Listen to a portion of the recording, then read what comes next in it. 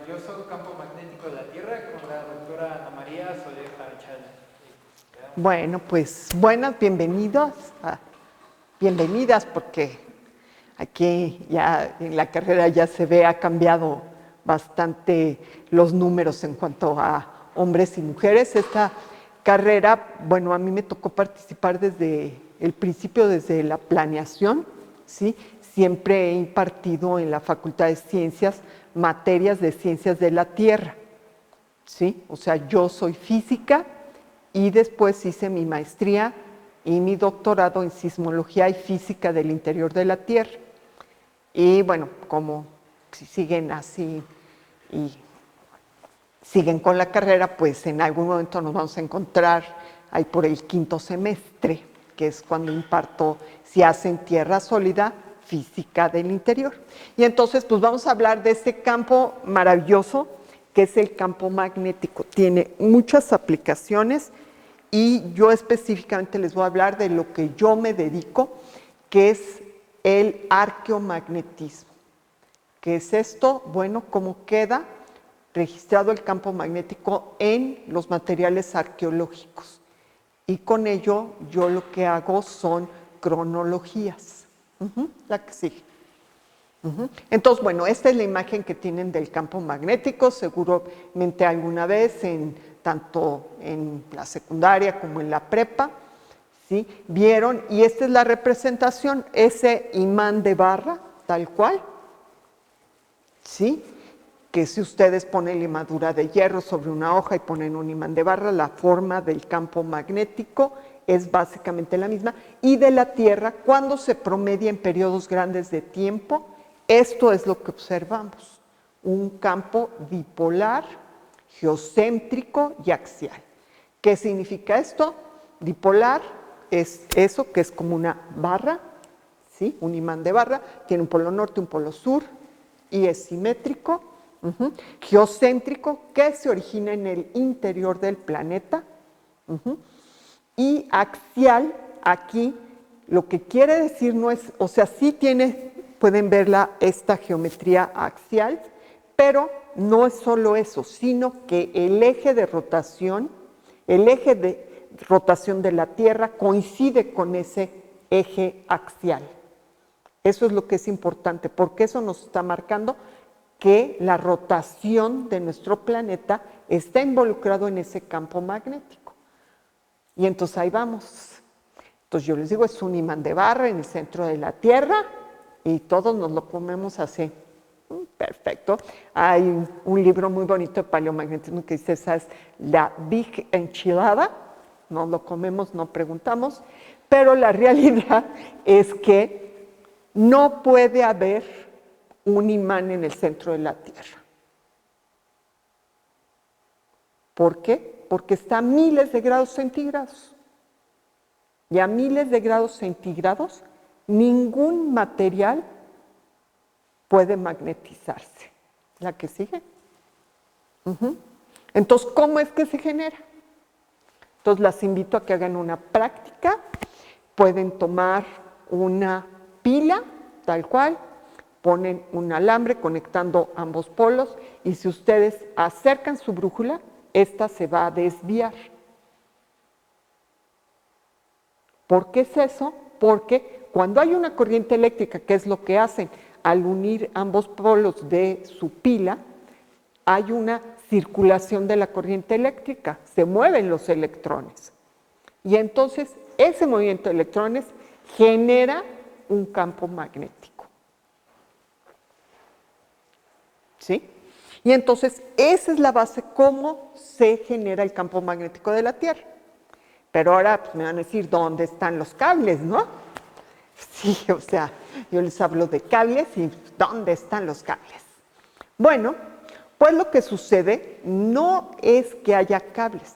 Lo que se mueve físicamente es el núcleo externo de la Tierra.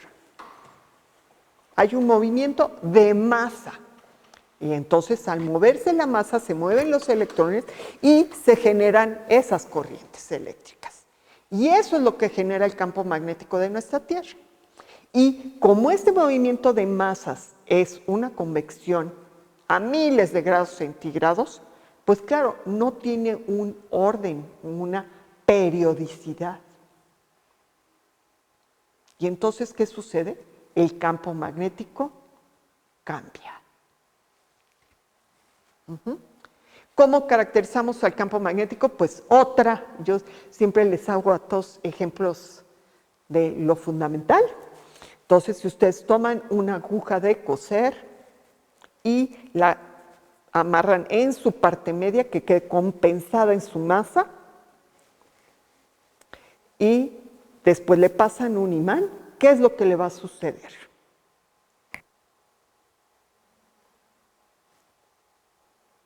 ¿Qué pasa cuando a un material metálico nosotros le pasamos un imán? Se magnetiza. ¿Sí están de acuerdo? O sea, como pues no han jugado, es mi favorito, los portaclips, ¿no? Y luego seguimos, y luego pierden y otra vez los volvemos a magnetizar y seguimos, bueno, igual con su aguja de coser muy, muy finita, la más delgadita que encuentre. Si ustedes lo pasan, ¿qué le va a pasar? Bueno, pues se va a orientar con el norte magnético, al igual que una brújula. Pero si se fijan muy bien y es lo suficientemente delgada, van a ver que también se inclina, porque es un campo en 3 dimensiones, el campo magnético. Y entonces nosotros tenemos algo que denominamos declinación, que es el ángulo que está formando el campo en ese lugar con el norte geográfico, y también va a tener una inclinación. Y eso varía con la posición en la que nos encontremos en nuestro planeta. ¿Qué pasa? Luego en rocas más antiguas, pues como algunas se movieron del lugar, pues claro que les vamos a encontrar unas inclinaciones que no corresponden con la latitud geográfica a la que están. Y entonces, ¿qué pasó? Inferimos, se movió. ¿Sí? Se puede usar para estudios de tectónica. Yo, por ejemplo, mi tesis fue en eso, en neotectónica, de una zona muy cerca de aquí, de México, y unos bloques que se movieron bastante. Y es zonas de fallamiento aquí en el eje neovolcánico. ¿Sí? Entonces podemos medir esto, pero ahora ¿cómo queda registrado en mi roca, no? ¿La que sigue? Bueno, y algo que podemos ver y que es muy importante es que esta variación depende de en dónde nos encontramos y del bloque tectónico en el que estemos. Y aquí lo vemos muy claro. Esto es declinación observada, medida en observatorio.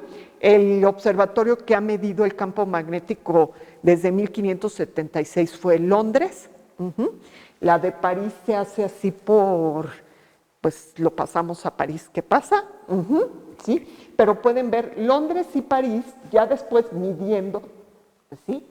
Ellos van juntos. ¿Se dan cuenta cómo varían? Eso es el bloque europeo. Si yo pongo París, pongo Alemania, pongo España, cambia un poco porque esa tiene una tectónica algo más compleja, pero también Alemania, Suiza, Polonia, todos van igualito que este. Pero vean San Petersburgo, que es la azul más oscuro, como que empieza a ir con Europa y luego cambia. ¿Por qué? Porque este bloque ya está en Asia. Entonces tiene una curva de variación diferente. Ahora pongamos Nueva York y Baltimore. Nueva York y Baltimore es el noreste de Estados Unidos y van justamente al revés de Europa, ¿no? Y eso pues, es en, ¿sí? 400 años, pero es distinto a la curva. Y si comparamos Nueva Orleans y San Francisco, también van de otra forma. ¿Por qué? Porque el noreste de Estados Unidos va distinto al suroeste de Estados Unidos mismo. O sea, son bloques que, ¿qué pasa? Hay fallas, hay procesos tectónicos que las separan. Y entonces las curvas de variación son distintas. Entonces, ¿qué tenemos que hacer? Construir curvas de variación por bloques tectónicos. ¿Sí? ¿La que sigue? Esto es lo que tenemos medido en nuestro país. En nuestro país, sí, con el gobierno de Díaz, por 1876, hizo un decreto, porque era como se acostumbraba, él decretaba que se tenía que medir la posición de las estrellas, la posición del campo magnético, también el campo magnético y el clima, era un requerimiento. Y entonces se empezó a medir, se compraron los instrumentos y se empezó a medir. ¿Por qué se medía el campo magnético? ¿Sí? Ya desde Humboldt, Humboldt cuando vino, él vio las diferencias que había en los bloques y entonces puso, por favor, todo el mundo haga observatorios. Él regresó a convencer a todos los duques, reyes y todo, por favor, coopérate y vamos a hacerlo. ¿Sí? Y se hicieron estas curvas. Si visitan el Museo de Geofísica de la UNAM, tenemos estos instrumentos primeros de medición. Entonces las invito a que lo vean. La que sigue. ¿Y cómo se graban en las rocas? Pues sí, en las rocas volcánicas, al momento de enfriarse, graban la dirección del campo. Son los mejores registros que tenemos del campo magnético. La que sigue. ¿Qué sucede? Pues también los sedimentos lacustres o los oceánicos, al momento de irse depositando, tienen posibilidad de moverse, los espines, y se orientan. ¿Por qué se orientan con el campo magnético? Ay, pues sí, porque ¿para qué voy a luchar contra él? Ley de mínima energía, la que sigue.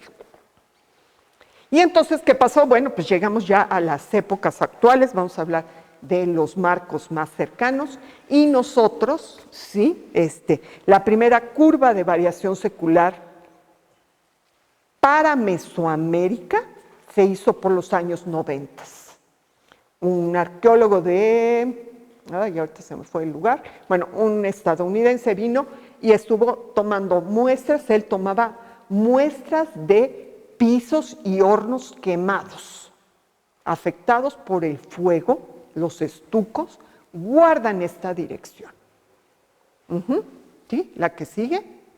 Y entonces ahí estoy yo tomando muestras. ¿Sí? Tienen que estar las muestras in situ, pero algo que descubrimos nosotros en el año 2001 es que los estucos, como se hacen en México, ¿sí? Y en toda la faja, no en la parte maya, en lo que es la faja volcánica y donde hay volcanes cerca, le echaban a la mezcla no solo calizas, que tienen muy baja magnetización, sino le echaban también ceniza y escoria, y entonces que podemos medir también la dirección del campo, y entonces ya tenemos datos de el momento en el que lo construyen, que lo quemaron, que lo usaron por última vez, que lo renovaron, un edificio, ¿sí? Y entonces a eso me estoy dedicando desde el año 2000, a hacer cronologías en sitios prehispánicos, ¿sí? Ahí pues esta de acá abajo es Teotis seguramente porque es donde más he trabajado y pues tenemos que orientar nuestras muestras, tomarlas con una orientación para después convertirlo a coordenadas geográficas, ese cambio del campo magnético. La que sigue. He tomado pues desde algo maravilloso que me pasó hace como 3 años fue que justo el apisonado en el interior de una pirámide maravillosa que si no han visto los huachimontones de Teochitlán en Jalisco, consulten en una página, son como torres de Hanoi, pues en el centro hicieron una zanja, tomamos las muestras y tuvimos el primer piso que habían puesto en la pirámide. ¿Sí? También he trabajado en abrigos rocosos, ¿sí? Sitios ya bastante más antiguos, ya más de 10,000 años, la que sigue. También de formas constructivas, pues hay gente que hace estructuras con tierra, ya no solo estucos, ¿sí? Bajareque, que es otra forma muy común de construir, sobre todo en el occidente de México, que es que ponen también tierra con mucho pasto, muchas varitas, y luego lo queman.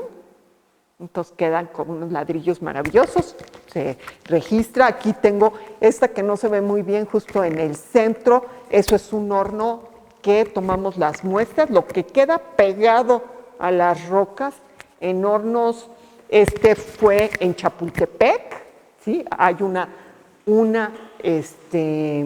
¿cómo se dice? Una comunidad teotihuacana, estuvo allá sentada, ¿sí? La que sigue.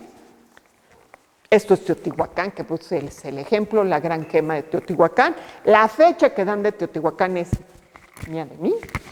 La que sigue. Pinturas, ¿por qué? Porque si es pintura mineral, guarda el registro. La que sigue, y así sacamos con un Yurex lo que se pega. La que sigue. Pisos de bloques de diferentes formas. La que sigue. ¿Sí? Ahí es el laboratorio, que si alguna vez van al anexo de geofísica nos van a ver la jaula, que es un blindaje, ahí estamos muchas horas, es un trabajo que lleva muchas horas. La que sigue. Este es mi último trabajo de campo, que estuve en Zacatecas, ¿sí? En ese escarpe, ese puntito, ahí está ese andamio de, pues como 4,5 metros que nos subimos a tomar las muestras. La que sigue. Y con eso, pues, he construido yo una nueva curva con más datos y mayor definición. La que sigue. Pero algo maravilloso, la que sigue, es que otras personas estudian estos fenómenos desde otras maneras. Por ejemplo, es la evidencia de una brújula flotante olmeca, que sería 200 años más antigua que la China. Entonces, ahora yo voy con los arqueólogos y le digo, si encuentras algo, por favor, avísanos, porque solo se ha encontrado ese fragmento. ¿Sí? Entonces yo ahora hablo con todos los de la zona, por favor, si encuentran algo, hay que verlo, porque vemos que la orientación de los edificios no es como te dicen, ay, que los astros y eso. Nosotros lo vemos magnéticamente. La que sigue, esta es una tortuga, que es algo maravilloso. Una tortuga que la tallaron, es una cabeza en basalto, la tallaron, donde ponga uno la brújula, se desvía a la nariz del quelonio. Entonces, si no nos dice. Pero además, eso hace pensar, ¿sí?, que estas personas hay atrás una serpiente y la serpiente no. Entonces, ¿por qué la tallaron la tortuga? Bueno, porque ese lugar que es en Izapa, Chiapas, recibía tortugas que migraban. O sea, era un lugar de anidamiento. Y nuestros estudios ya están hasta estudiar biomagnetita, que tienen cristales de biomagnetita las tortugas, y hubo una tesis en nuestro laboratorio que les encontró aquí a las tortugas, y es como vemos cómo es que se orientan para regresar, porque tardan 10 años o más en volver. La que sigue. La orientación de los edificios, los clásicos van para un lado y los posclásicos van para otro. Variación de campo magnético. La que sigue. Sí, ese es el modelo, por ejemplo, de Teotihuacán que hicimos.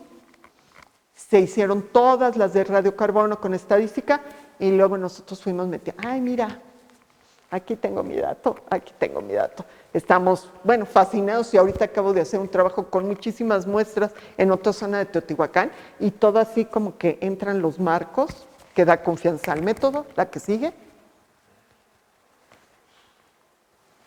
¿La que sigue? Esos de los murales. La que sigue. Y estos, pues también los sedimentos lacustres, se sacan núcleos de sedimentos, se puede medir su declinación, su inclinación, y hacer secuencias de tiempos más largas. Vean, 16,000 antes del presente. La que sigue. Y nosotros lo comparamos con rocas volcánicas, que son las de mejor registro, y vean, pues todo va, mientras mayor número de datos tengamos, pues vamos a dar mejores resoluciones. La que sigue, creo que ya es la última. ¿Ya no hay? Sí, fue la última. Bueno, pues les digo, maravíllense con la carrera. Yo es a lo que las invito. Y a todos. Las ciencias de la Tierra tienen muchas aplicaciones, tenemos mucha interdisciplinariedad. No descarten nada. Todos estos estudios, yo en de muchos datos que sacamos, era un grupo interdisciplinario que habíamos físicos, químicos, biólogos, arqueólogos, zoólogos. Hicimos una excursión maravillosa siguiendo las caravanas teotihuacanas y tomando muestras y comíamos lo que comían ellos para guardar las evidencias y entonces que la persona que analiza desde las espinas de los peces, el tamaño, todo uno puede aportar. Hay muchas cosas, por ejemplo, también de estudios del hombre antiguo, las inversiones de campo magnético, porque el campo también se invierte, son otros trazadores. Entonces, la aplicabilidad, el abrirse a ese mundo que son las ciencias de la Tierra, pues es lo que les recomiendo y pues espero que logren y que se sientan muy contentos de estar en la facultad y cualquier cosa, duda, pregunta que tengan, pues estoy en el anexo de Geofísica o en el museo, soy la directora del Museo de Geofísica de la UNAM, que no pueden perdérselo de no visitarlo, es un lugar interesante y pues formativo también. Muchas gracias. ¿Preguntas? ¿Dónde podemos tener más información sobre esto? ¿Sobre qué? Sobre la investigación, es que es muy importante que vamos a leerlo a fondo. Sí, ¿saben qué pasó? Que hice un librito y está agotado, pero lo voy a poner en línea. Sí, porque doy muchos cursos a arqueólogos y lo dono, pero hubo un coloquio aquí en la facultad y ahí en ese libro de ese coloquio de, ahora no me acuerdo, pueblos mesoamericanos o algo así, venía toda esta cuestión de cómo orientaban los edificios y estas cosas. ¿Sí? Y bueno, cualquier página de arqueomagnetismo te lo va a describir. ¿Sí? Ya me pasé. Podrían preguntar a la profesora aquí, ¿verdad? Y les damos las gracias por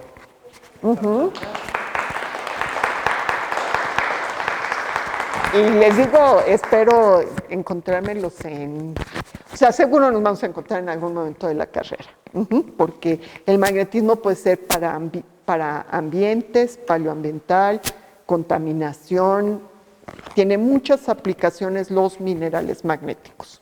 Entonces, no los pierdan en su visión. Nos vemos. Seguimos con la siguiente conferencia, que es almacenes